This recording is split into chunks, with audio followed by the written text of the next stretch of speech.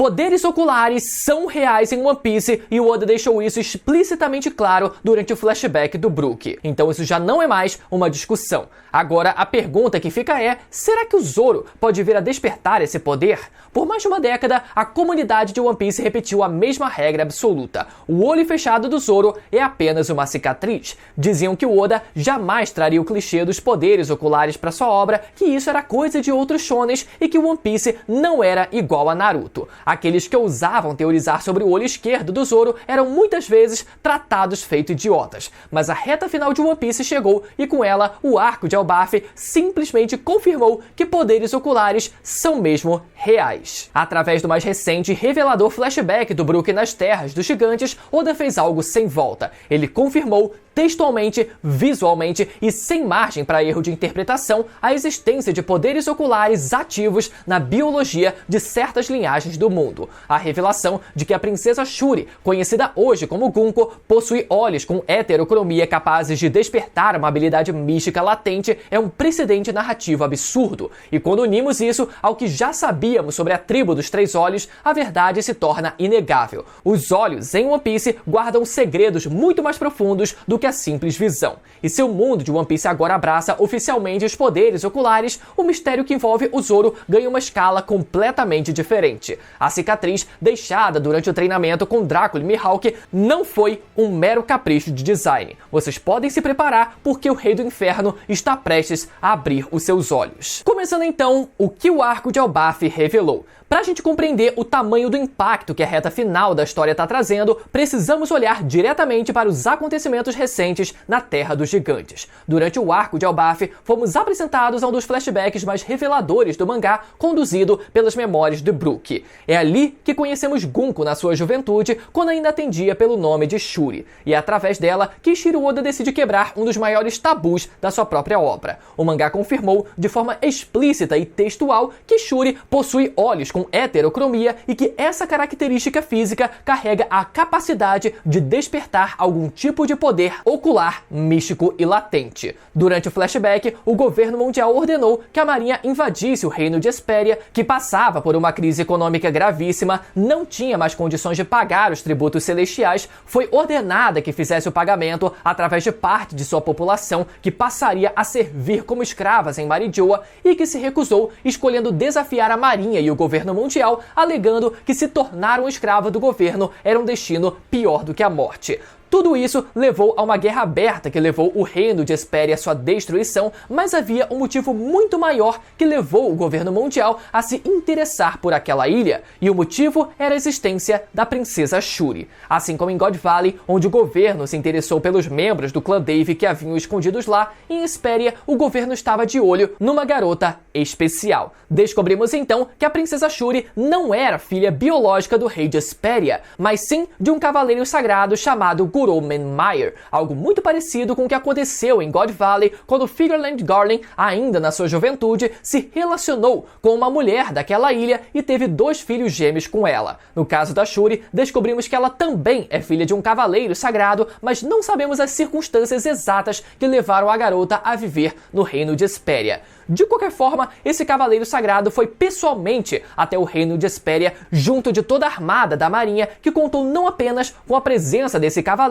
mas também com a presença do Gorosei São Marcos Mars. E se tudo isso não fosse o suficiente, esse mesmo Gorosei teve o seu corpo possuído e controlado a todo momento diretamente por Imu-sama. Ou seja, isso deixa mais do que clara a importância absurda que aquela missão tinha, contando com a presença de um cavaleiro sagrado, um Gorosei e até mesmo Imu-sama de forma indireta. Isso significa que a princesa Shuri era alguém muito mais importante do que a gente pensava, muito mais importante do que o seu título de princesa, e o motivo disso são os seus olhos. Durante o flashback, nos é revelado que o cavaleiro Guro, seu pai biológico, possui os mesmos olhos de sua filha de sangue e revela que aqueles olhos heterocromáticos extremamente raros são o motivo de Imu querer a garota a todo custo. E aqui vem a seguinte pergunta, né? Mas será que Imu não queria a garota apenas como uma parte da sua coleção? Será que aqueles olhos não eram só uma característica visual rara? Será que Imu-sama não é parecido com a Big Mom, que gostava de colecionar diferentes raças e todo tipo de espécime raro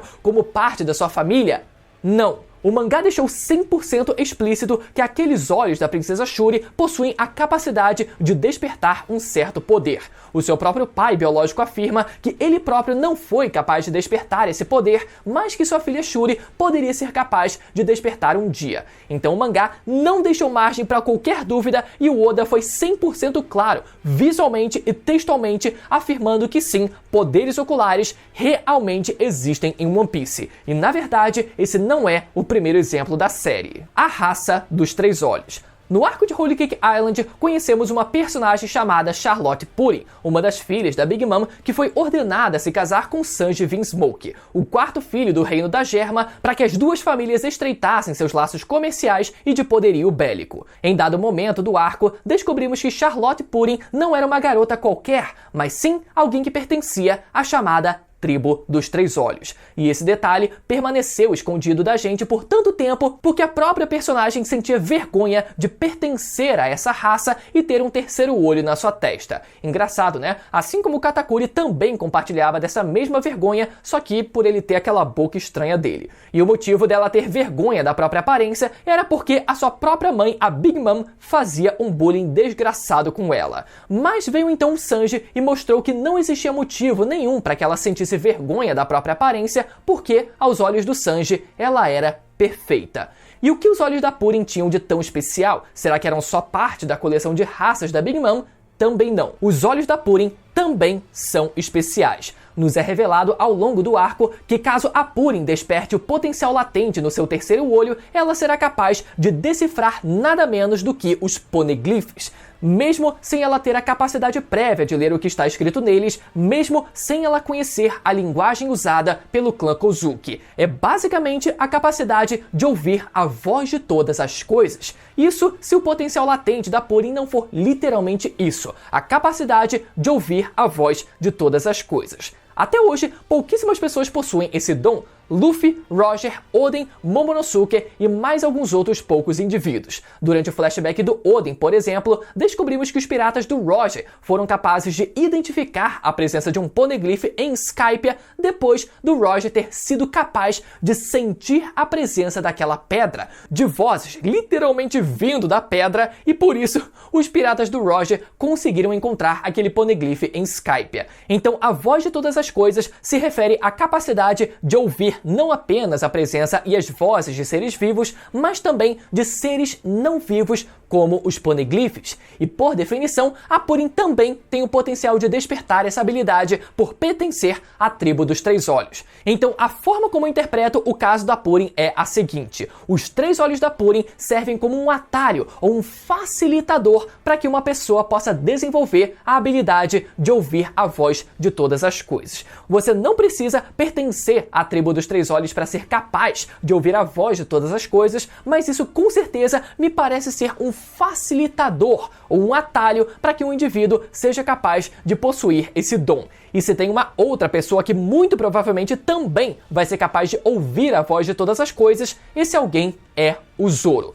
No arco de Alabasta, tivemos o maior exemplo disso durante a luta entre Zoro e Mr. One. No clímax da batalha, quando Zoro já estava completamente arrebentado, Mr. One decide terminar a luta rasgando o peito do Zoro a queima-roupa e soterrando ele debaixo de um monte de concreto. Mas quando Mr. One se dá conta, ele percebe que o Zoro continuava de pé. E ao perguntar como ele ainda estava vivo, Zoro responde que sentiu a presença daquelas pedras como se elas fossem algo vivo, como se ele pudesse sentir a respiração delas. O que é muito parecido, para não se dizer igual, à definição da voz de todas as coisas. E logo depois, dessa mesma forma, ele ainda foi capaz de sentir a presença das espadas que ele tinha perdido durante a batalha. Então sim, Zoro já demonstrou a capacidade de ouvir a voz de todas as coisas, mesmo que ele não tenha pleno conhecimento disso ainda. Mas foi algo que ficou muito claro durante a sua luta contra o Mr. One. Mas apesar do Zoro ter se mostrado capaz disso e venha, quem sabe, a desenvolver essa habilidade ainda mais, isso não significa que ele vá despertar um terceiro olho na testa para conseguir fazer isso. O Luffy não precisa de nenhum olho na testa para isso, o Roger não precisava de nenhum olho especial para isso, então a voz de todas as coisas não pode ser usada como argumento para dizer que o Zoro tenha qualquer tipo de poder ocular.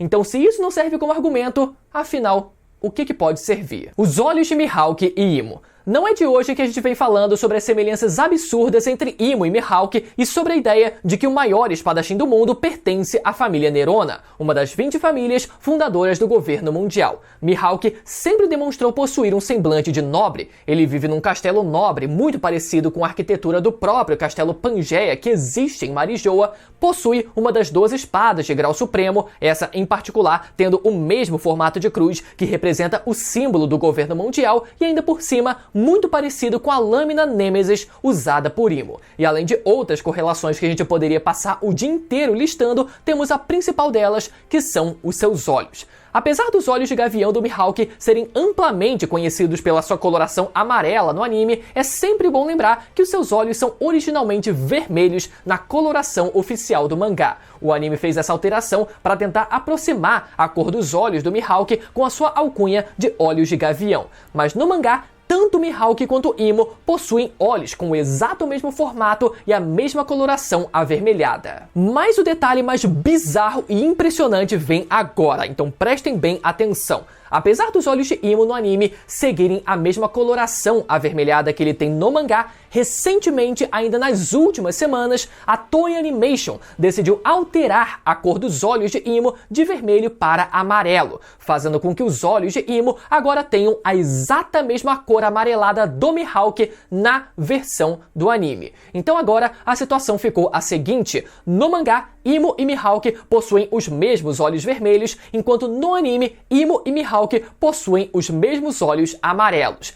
E por que essa mudança foi feita? Porque os dois personagens possuem uma relação sanguínea direta. O Oda já fez questão de evidenciar isso e continua evidenciando cada vez mais, então a Toei precisou corrigir isso no anime para que essa relação ficasse clara no anime também. Então a solução que a Toei encontrou foi essa: alterar a cor dos olhos de Imo para que tivessem a mesma cor dos olhos do Mihawk no anime também. Porque afinal, é muito mais fácil alterar a cor dos olhos de um personagem que apareceu há pouco tempo na história do que a cor dos olhos de um personagem estabelecido desde os primeiros episódios da série. Se o anime tivesse alterado a cor dos olhos do Mihawk para vermelho, causaria inevitavelmente uma impressão de que algo aconteceu com os olhos dele e geraria um ruído muito maior no público do que alterar a cor dos olhos de Imo. De qualquer forma, é curioso pensar, no motivo dessa mudança, que só reforça a ideia de que Mihawk pertence à mesma família de Imo Nerona. Isso obviamente não significa que Mihawk seja filho ou neto de Imo, mas sugere que o Mihawk possua o sangue da família Nerona, tornando assim o maior espadachim do mundo, um membro das 20 famílias que fundaram o governo mundial e um dragão celestial por direito. E se isso for mesmo verdade, significa que os olhos compartilhados por Imo e Mihawk não são uma habilidade ocular, mas sim uma herança genética. Ou, dando o benefício da dúvida, talvez esses olhos sejam uma herança genética que possuem também algum tipo de habilidade ocular. E onde é que a Gunko entra nessa história? Quando olhamos a Gunko de perto, podemos ver que os dois olhos dela são diferentes, mas um deles chama a nossa atenção. Apesar de não possuir a mesma quantidade de círculos ao redor da íris, esse olho esquerdo da personagem, colocando óbvio em perspectiva, possui uma quantidade de círculos maior, se aproximando do formato dos olhos da família Nerona. E o detalhe mais importante, galera, a coloração oficial desse mesmo olho, segundo a capa de um dos volumes mais recentes do mangá, é vermelho, exatamente como os de Imo e Mihawk. Então, o que está acontecendo aqui? A hipótese mais provável, e a que eu mais acredito ser possível, é que membros da família Nerona se relacionaram com membros da família Manmeyer em algum ponto no passado, fazendo assim com que a herança genética da família Nerona, que são esses olhos concêntricos, passassem para membros da família Manmeyer, se manifestando de forma parcial e recessiva na Cavaleira Sagrada Gunko e seu pai. Faz todo sentido que membros de famílias nobres se casem entre si a fim de fortalecer laços políticos e de poder, então pode ser que isso tenha acontecido com a família Nerona e a família Manmeyer no passado. Isso explicaria perfeitamente por que os olhos da Gunko são parecidos com os olhos da família Nerona, mesmo que eles não cheguem a ser exatamente iguais, porque eles se manifestaram de maneira parcial. E agora vem a pergunta, Será que isso significa que caso a Gunko desperte o potencial latente nos seus olhos, eles vão assumir o mesmo formato dos olhos da família Nerona? Olha, eu sinceramente não faço a menor ideia. Mas o ponto principal que eu quero chegar é que esses olhos que esses personagens compartilham parecem ser de fato uma herança genética e não apenas um poder ocular que pode ser despertado por qualquer pessoa por aí. A conclusão, portanto, é que não faria sentido o Zoro despertar um poder ocular propriamente dito, pelo menos não de acordo com as informações que temos até agora. O demônio interior de Roronoa Zoro. Eu não vou negar, galera, que a Toei Animation já flertou inúmeras vezes com a ideia do Zoro ter alguma coisa escondida dentro daquele olho. Por exemplo, durante a luta contra o T-Bone, momentos antes do Zoro executar o marinheiro, o anime faz questão de dar um foco no olho esquerdo do Zoro com um brilho vermelho, justamente o mesmo olho que hoje se encontra fechado. Mas, sendo sincero, a maioria das vezes em que a Toei flertou com essa ideia tinha muito mais a ver com a possibilidade do Zoro possuir o Haki do Conquistador. Então, por exemplo, em Sabaody, quando o Zoro dá uma encarada num grupo de Handles que literalmente perde a consciência logo em seguida. Mas convenhamos, né? Naquela altura do arco, o mangá já havia deixado muito claro que o Zoro despertaria o Haki do Rei, então o anime aproveitou essa informação adiantada para hypar aquela cena com um puta spoiler do Zoro usando o Haki do Rei contra aqueles Handles. Então todas essas cenas hypam muito mais a ideia do Zoro possuir o Haki do Rei do que um poder ocular oculto propriamente dito. Além disso, galera, quando observamos os rascunhos feitos pelo Oda para o visual do Zoro pós-timeskip, vocês podem reparar que em quase todas essas versões, o Zoro carrega alguma cicatriz em algum canto do corpo. Então isso deixa claro que o Oda sempre teve a intenção de dar alguma cicatriz para o Zoro durante os 2 anos de treinamento com Mihawk, não importando em que parte do corpo ou do rosto essa cicatriz estivesse, seja no olho ou seja na testa. Ou seja, galera, isso enfraquece ainda mais a possibilidade do Zoro ter algum tipo de poder ocular, porque a intenção do Oda nunca foi causar um dano específico no olho do Zoro, mas sim inserir alguma cicatriz que evidenciasse um dano que ele sofreu durante o seu treinamento contra o Mihawk, independente se seria no olho ou se seria em algum outro canto do rosto. Mas vai saber, né? Vai saber se o Mihawk não ensinou alguma coisa pro Zoro e tenha alguma coisa especial debaixo daquela cicatriz. Vai saber se aquele erro do Zoro com o olho esquerdo aberto defendendo o Hakai do Kaido e da Big Mom não foi apenas um erro do Oda, mas sim uma dica do que vem por aí.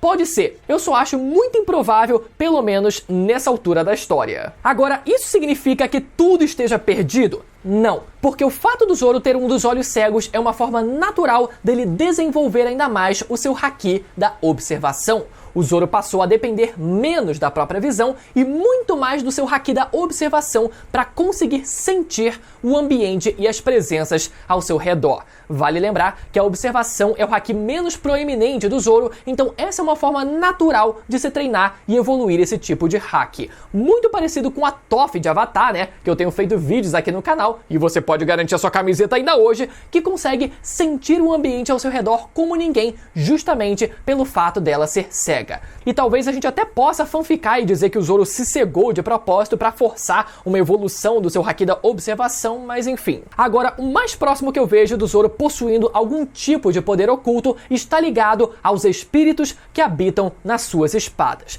A gente sabe que espadas amaldiçoadas possuem uma vontade própria e talvez essas vontades sejam, na verdade, os espíritos dos primeiros portadores dessas mesmas espadas, que tiveram as suas vontades ou espíritos canalizados para dentro delas. Da exata mesma forma que vimos acontecer com o esquilo Ratatoski, que canalizou o seu próprio espírito para dentro do martelo Hagini, de alguma forma que a gente ainda não sabe. Então, levando esse precedente em consideração, eu não duvido que um desses espíritos que residem dentro dessas espadas seja justamente aquele espírito da morte que apareceu na frente do Zoro no final do arco de Wano e que permanece sem uma explicação até hoje. Eu acho que aquilo sim pode ser uma forma do Zoro evoluir como espadachim e quem sabe conquistar a sua primeira lâmina negra. Ele já tem uma, né? Mas a sua segunda agora por conta própria. Assim como no mangá de Bleach, onde o Ichigo precisou superar uma batalha interna e espiritual para liberar a sua Bankai, precisando derrotar o Hollow Branco dentro de si,